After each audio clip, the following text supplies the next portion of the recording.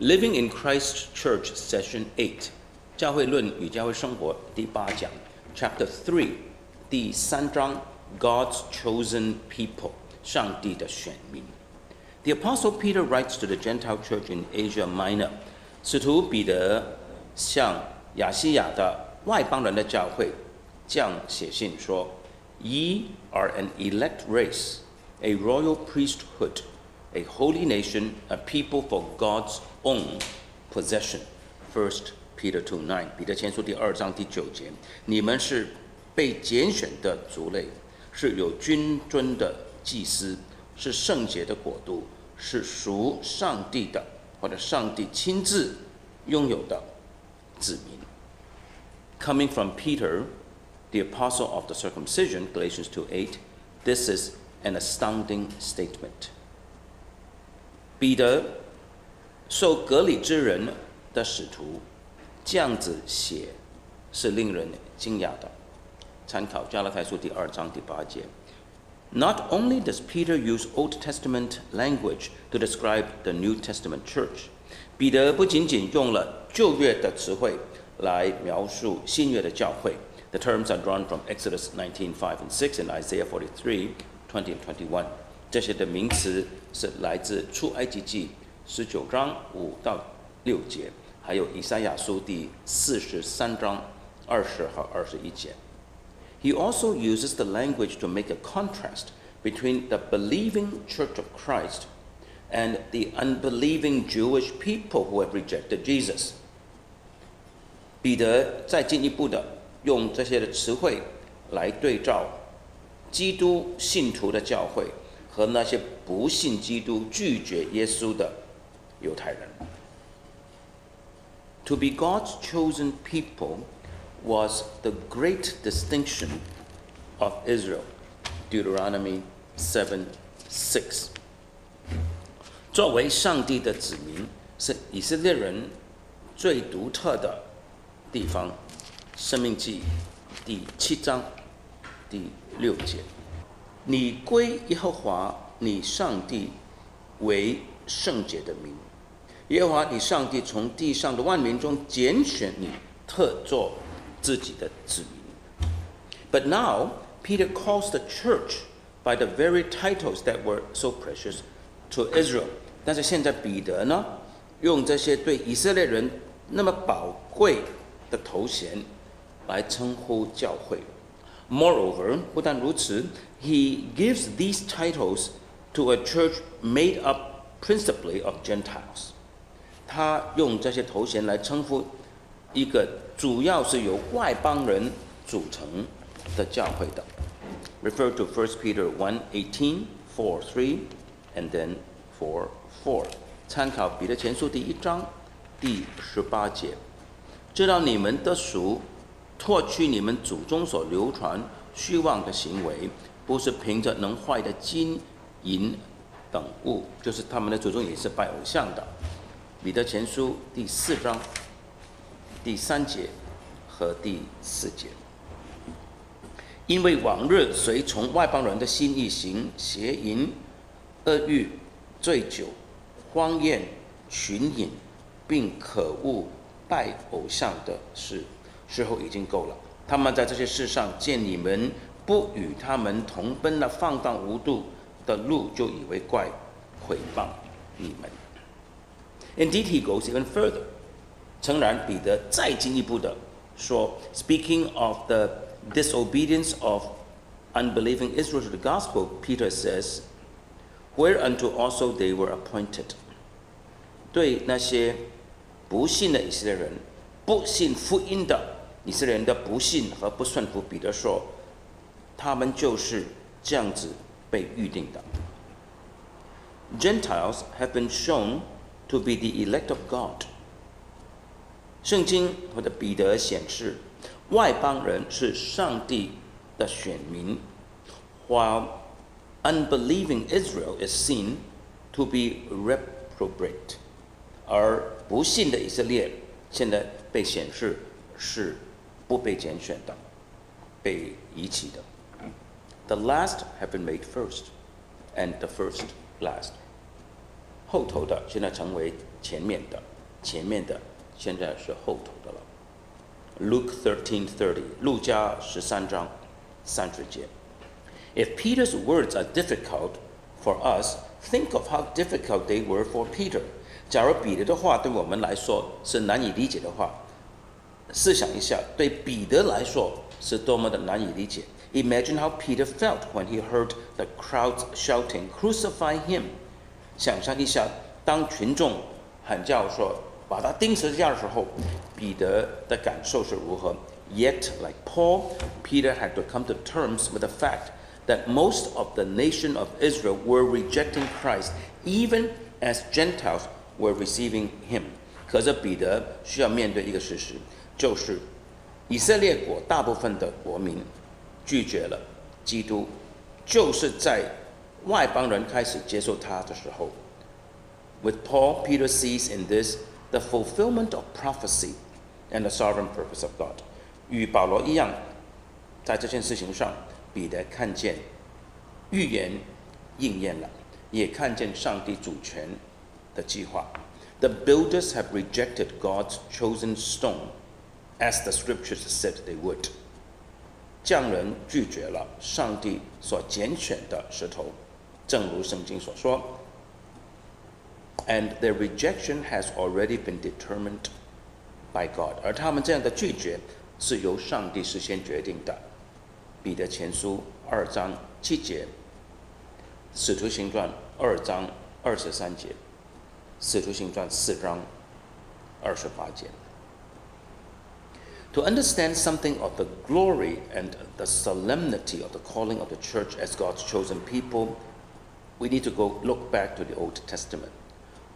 若要了解教会是上帝的选民这方面的呼召的荣耀和严肃性，我们需要回到旧约圣经。What did it mean that Israel was God's chosen people? 以色列是上帝的选民是什么意思？ How do the prophets present this theme as they point to the coming of Christ? 当先知们指向基督的来临的时候，他们又如何表达这个主题呢？ Section 1 Chosen in sovereign love. 第一段，上帝在他的主权的爱中拣选。In the Old Testament, we find that both the patriarchs and the nation of Israel were chosen by God. 在旧约圣经，我们读到先祖们就是亚伯拉罕、以撒、雅各和以色列国都是上帝所拣选的。God's choosing the nation flows out of His choosing the patriarchs. 上帝拣选以色列国是来自他对先祖们的拣选。And because He loved thy fathers, therefore He chose their seed after them. Deuteronomy 4:37. 申命记第4章第37节，因他爱你的列祖，所以拣选他们的后裔，用大能亲自领你出了埃及。In choosing the nation of Israel, God was keeping the promise He made to Abraham. For He made His covenant with Abraham and with his descendants, the seed of Abraham. 当上帝拣选以色列这个国家的时候，上帝是在守他向亚伯拉罕所赐的应许，因为他是与亚伯拉罕和亚伯拉罕的后裔设立他的约的。But we may still ask， 可是我们仍然可以问 ，Why did He make the promise in the first place？ 那为什么他要做这个应许呢？ The answer God gives is the answer of love. 上帝给的回答就是爱。Look again at Deuteronomy chapter 7 verses 6 to 8. 我们再一次读申命记第7章6到第8节。申命记第7章6到8节是这样说的：因为你归耶和华你上帝为圣洁的民。耶和华你上帝从地上的万民中拣选你，特作自己的子民。耶和华专爱你们，拣选你们，并非因你们的人数多于别民，原来你们的人数在万民中是最少的，只因耶和华爱你们，又因要守他向你们列祖所起的事，就用大能的手领你们出来，从为奴之家救赎你们，脱离埃及王法老的手。The Lord chose Israel from all the nations on earth. 上帝从地上一切的国民选了以色列。Why? 为什么？ Certainly not because they were the largest and most important nation on earth. 肯定不是因为以色列是地上最大或者最重要的国家。God chose them as the fewest of all peoples. 上帝拣选他们，他们原来是万民中最少的。Neither did God choose them because they were the wisest or the most faithful or the most talented in religion. 上帝也没有因为他们是最智慧的、最忠诚的，在宗教信仰上最有才干的，因此拣选他们。不是的。Why then were they chosen by God? 那么上帝为什么拣选他们呢？ The passage in Deuteronomy gives a surprising answer. 申命记的经文给了一个令我们惊奇的答案。The Lord set his love upon you because the Lord loves you. 耶和华专爱你们，因为耶和华爱你们。It might seem that such a statement is meaningless. 我们乍眼看起来，这样子的说法是没有意义的。What information does it give? 它提供了怎么样的资讯呢？ Simply that the Lord loves because he loves. 就是耶和华爱我们，因为他爱我们。Love has a language of its own, however. 可是呢，爱有爱独特的语言的。A young woman asks her suitor, "Why do you love me?" 一个青年的女子问追求她的男性说：“你为什么爱我？” He gives the question some thought and replies. 这个男子想了一下，然后回答 ：“Darling, I love you because of all the women I have ever met. You are the best suited for my purposes." 亲爱的，我爱你，因为在我所有遇见的女士中，你是最符合我的计划的。His answer may be eminently logical. 这个男子的答案是最符合逻辑的。But somehow we would not expect it to win an enthusiastic response, not to speak of the heart of the young lady. 可是呢，我们大概不会期待这种的答复会赢得一个很兴奋的回应，更不用说赢得这个女子的心。But suppose the man says, 但是假如这个男子这样说 ，Darling, I love you because I love you. 亲爱的，我爱你，就是因为我爱你。Well, that answer is low in information content, but scores 10 in communication. 这个答案呢，在资讯的内容上是非常少的，可是在沟通上是得满分的。If, in our experience of human love, we sense that love should be its own explanation, how infinitely more true this is of the love of God. 假如在我们人类的爱情的经验中，我们感觉到爱就是爱自己的解释，那么上帝的爱岂不是无限度的更加如此吗？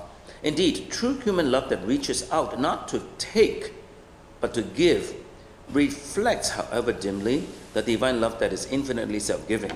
诚然的，人类真正的爱，外展的爱，不是要拿，乃是给予的爱，就反映出上帝的爱，因为上帝的爱是无限度的给予的。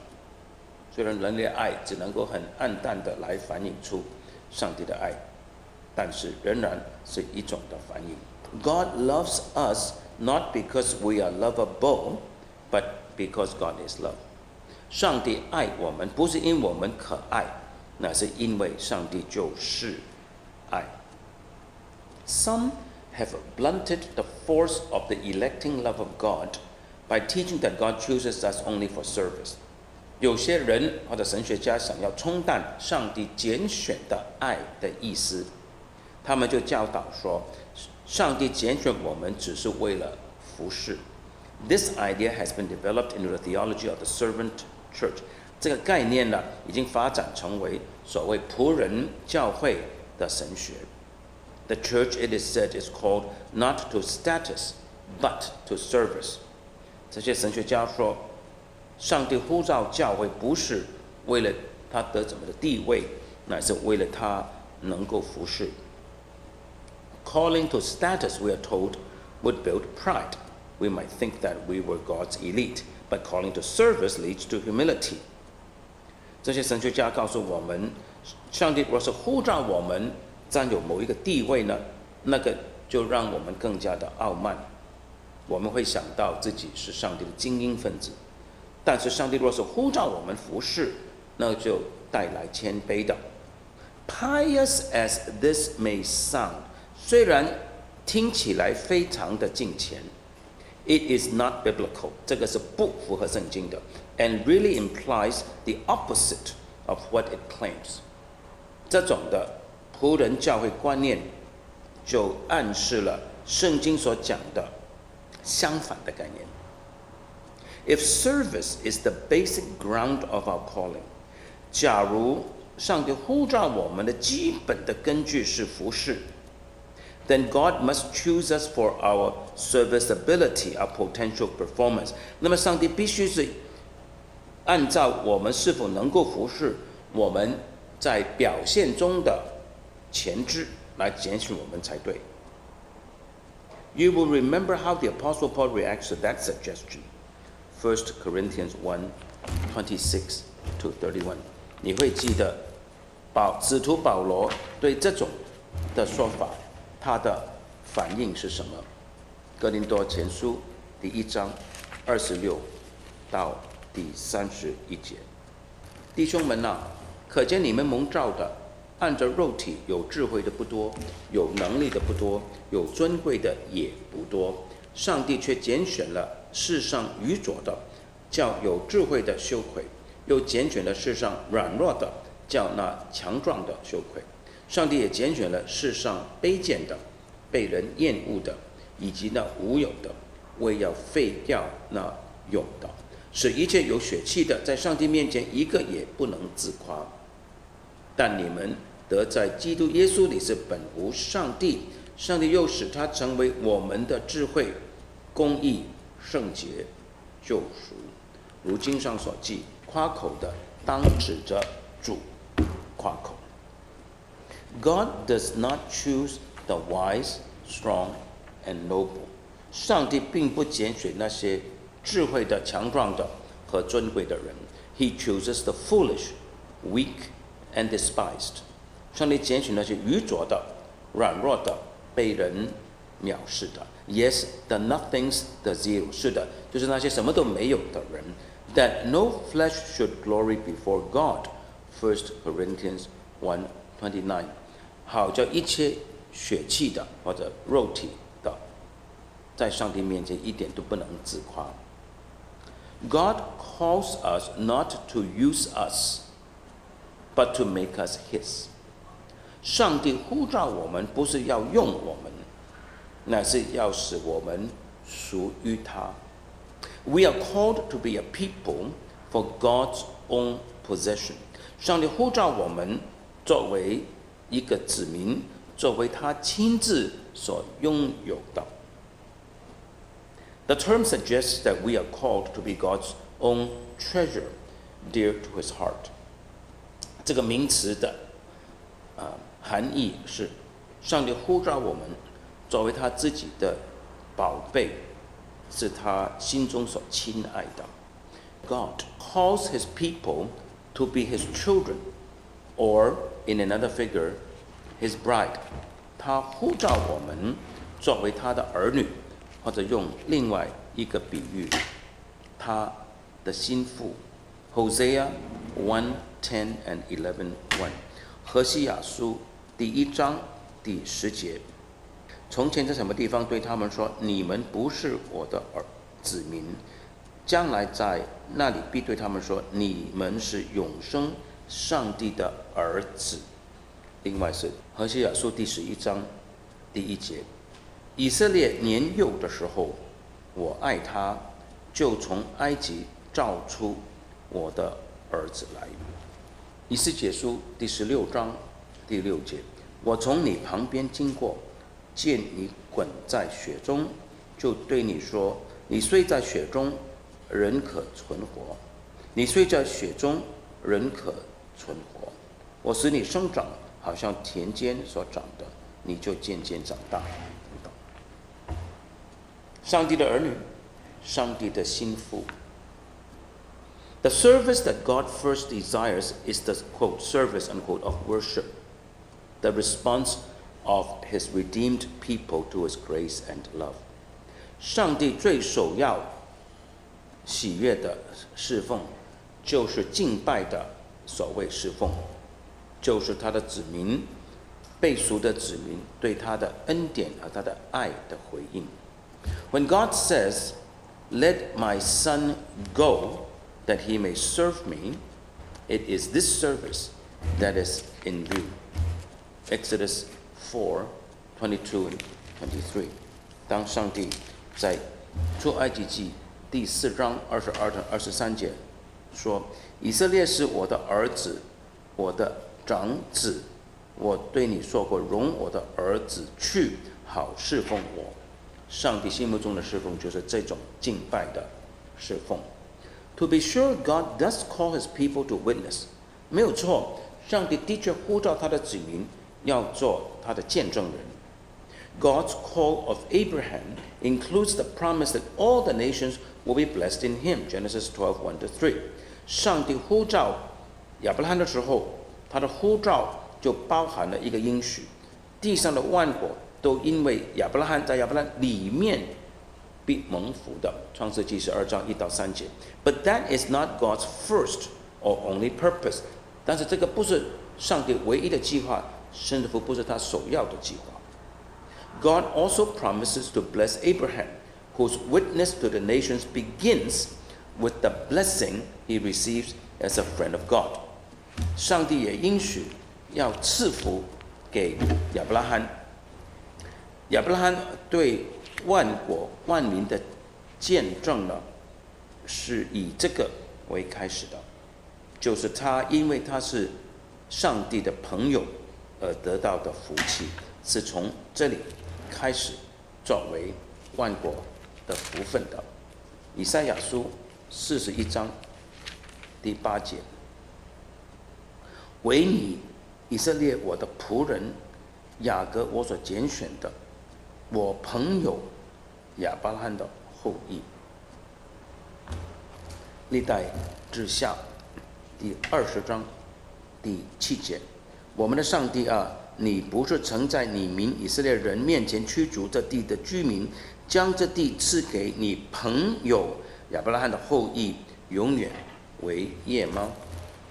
雅各书第2章23节：亚伯拉罕信上帝，这就算为他的义，他又得称为上帝的朋友。我们下一讲继续讲上帝出于他的主权的爱拣选了他的子民。然后呢，第2段呢就要讲到上帝的拣选的计划是否挫败呢？还有第3段被拣选的渔民，剩下来的渔民。